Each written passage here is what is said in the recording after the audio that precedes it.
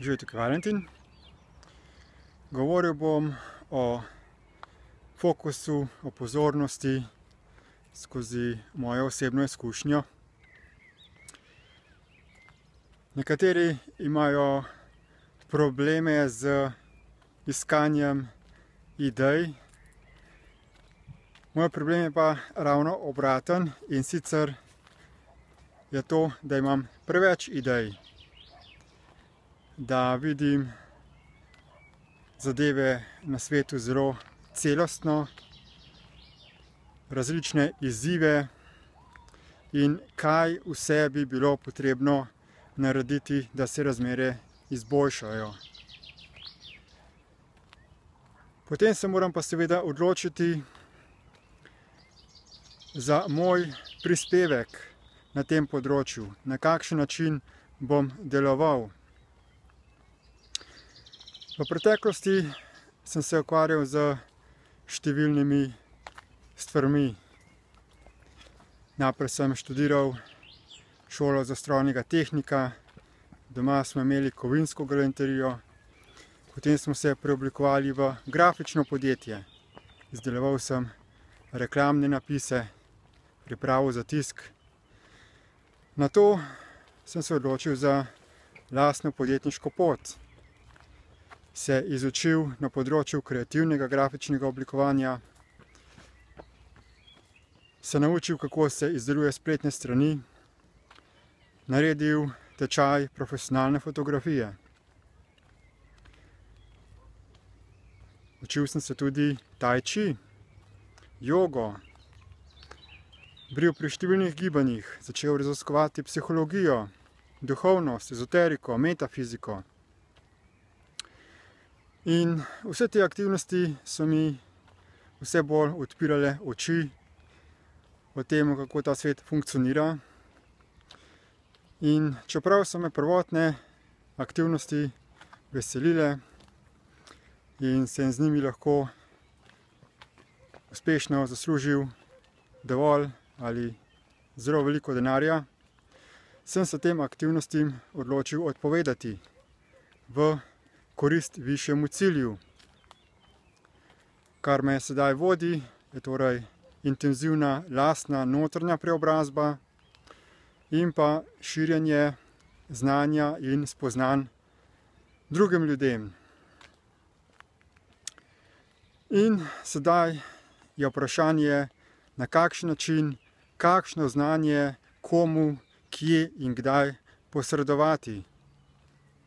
Ugotovil sem, da so ljudje v različnih načinih razmišljanja, da se ne more vsakemu stvari razložiti na enak način, da bodo enako razumeli. So različne ciljne skupine, katere je torej potrebno naslavljati na različne načine. Ena izmed glavnih ciljnih skupin, na katero se osredotočam, je predšolska vzgoja. Torej od rojstva do 7 let, pa še majčkeno naprej.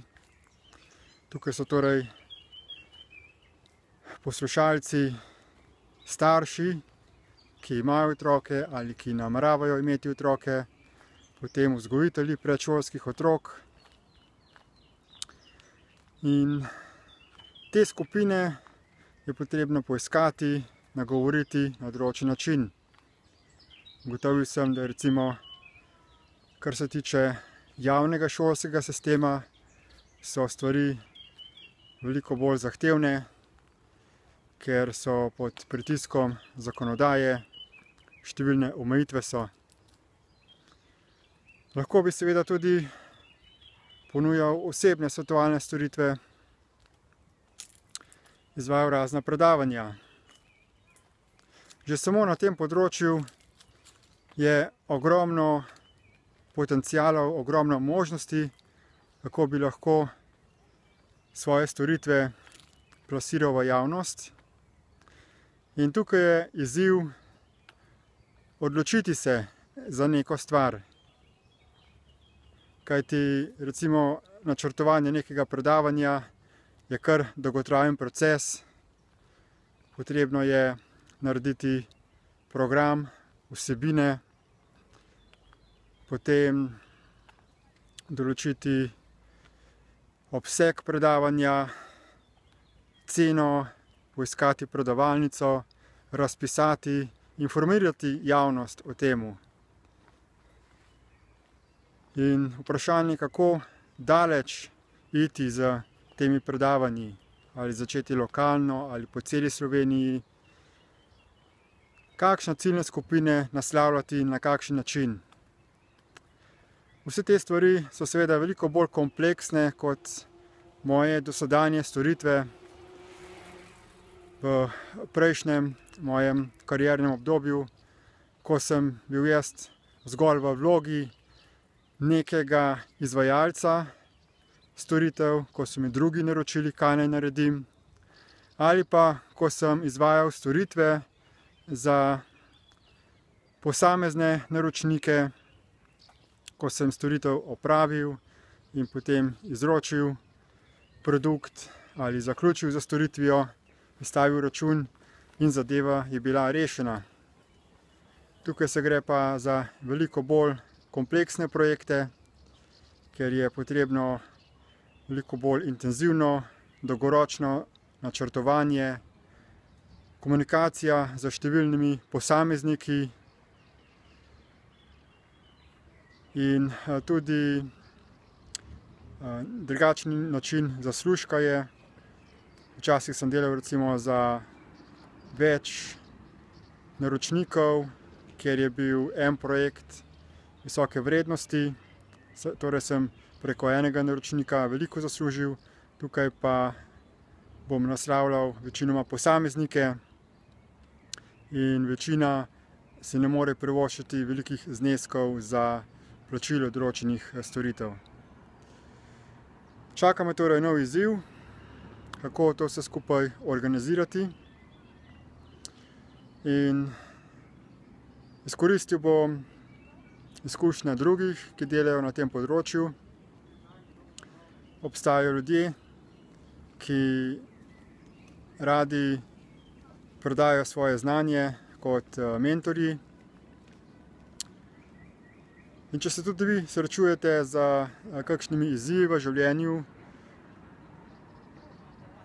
ko ne veste, v katero smer bi se obrnili, vam predlagam, da se učite od ljudi, ki te stvari že počnejo, ki so uspešni na tem področju, da se ne učimo na lastnih napakah, ampak da čim bolj izkoristimo modrosti izkušenih ljudi.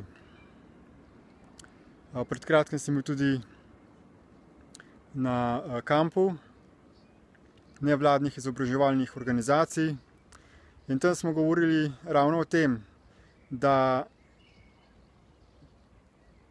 ta trditev, da svet stoji na mladih, ne drži, kajti svet stoji na starejših. Starejši so tisti, ki imajo izkušnje in modrosti, vendar se jih v naši družbi precej zanemarja.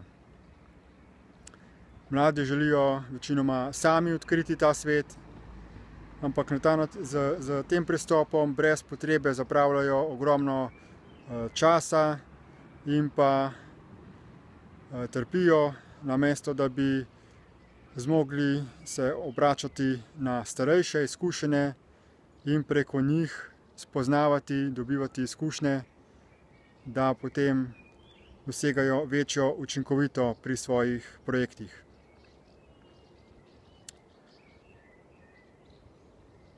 V opisu tega videoposnetka bom navedel še nekaj koristnih povezav v zvezi z tem, do mentorske mreže v Sloveniji, ki jo zelo priporočam, ki jo je začel graditi Zavod Y, in želim vam, da izkoristite to brezplačno mentorsko mrežo, da se opolnomočite. Hvala za posluh in nasvidenje.